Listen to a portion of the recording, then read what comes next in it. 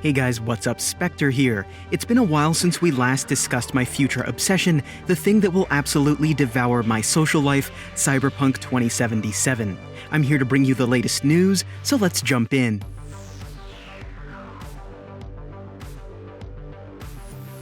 Before getting started, I wanted to point out that as per viewer request, timestamps can now be found in the description, so check down there if you're looking for something specific. We'll begin with something light. Dark Horse Books, in conjunction with CD Projekt Red, have announced an all-new lore book, hitting shelves on April 21st, 2020. Named The World of Cyberpunk 2077, it will contain everything that you need to know regarding the history, characters, and world of the upcoming game. It's currently available for pre-order and will come in digital and physical versions for $19.99 and $39.99 respectively. A must-have for any die-hard fan. Moving on, lead quest designer for Cyberpunk 2077 recently gave us new details about the in-game scene system. While the system will work similarly to that of The Witcher 3, where a single quest would branch out into multiple paths, even unlocking romance options and more, Cyberpunk will go even further. Powell Sasko himself is quoted as saying, "What we are doing in Cyberpunk is trying to make sure that the transition through the quest is really seamless. It's one of the things we've done with our scene system, and we've reworked it completely from the ground up. People were saying that our scene system for The Witcher 3 was one of the most advanced scene systems ever created, and frankly, we threw it away and made a new one that is even better. We've just reworked it completely, and one of the reasons that you'll walk in the city and see all of those scenes happening all around you. It's been said that players will feel more like actors in a scene, taking on a more active role instead of putting the controller down or just mashing a skip button." Those of you interested in cosplaying may be excited to hear about CD Projekt's latest contest, where those who enter can win a cash prize of up to $40,000 US.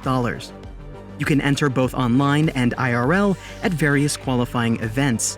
I've linked the official site below for those of you who wish to take part.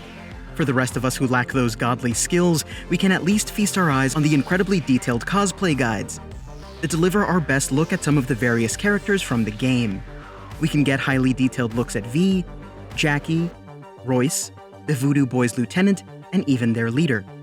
Even if you're not going to enter, Halloween is a few months away, so this may be your opportunity to get cracking on those costumes. Now on to some of the heavier news. WCCFtech.com sat down with Alvin Liu of CD Projekt just after their show at E3. A few interesting bits of information came out of this meeting, namely something that you've all been quite vocal about: forced first-person camera. Personally, I have zero issues with it, but there are those who can't play that way because of health reasons, which I completely understand. Here's what Alvin had to say. "We're going to have many settings for that, starting with a field of view slider. We're also considering accessibility at a very strong level, including stuff like subtitles. That's very important for us. But with the first-person perspective, we're able to do a lot of new stuff. We can do much more immersive dialogue, for example, compared to the last game, where it was kind of obvious when you were going into combat because you saw the black bars, the camera would move." He went on to assure us that switching between first and third-person in vehicles is seamless, and that we'll have moments in-game where we can see ourselves. We'll also have a high amount of customization with the ability to craft items to wear, shop for new bits of clothing, and unlock different styles the more street cred that we earn. Personally, for those who suffer from nausea when playing first person, I hope that CD Projekt Red really does bring more to the table than just an FOV slider and subtitles. But only time will tell. It's also worth noting that games like Dishonored, Far Cry, BioShock, and many others all forced a first-person perspective upon their players and were ultimately received well. A few other tidbits were revealed.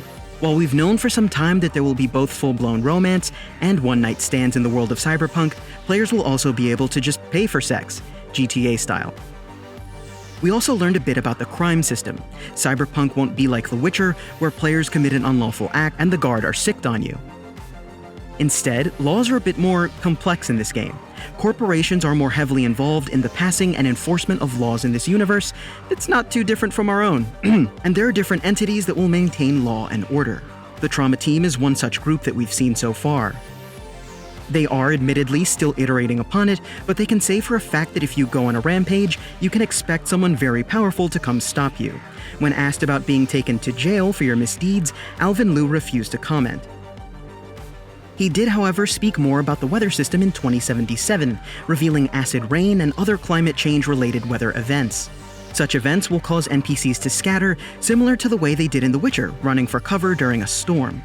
All of this is in an effort to create a more believable world. Another way to create a believable open world, making it open to you from the outset of the game. All of Night City will be available upon the beginning of your playthrough, with no artificial walling off of areas. There will be areas in the game where enemies are too strong for you, but parts of the city will never be explicitly blocked off. Well, that was a lot, but thanks for sticking with me again. All of my sources are listed in the description in case you'd like to read further, and let me know what you think in the comments below. Make sure to sub for more coverage, and as always, thanks for watching, guys.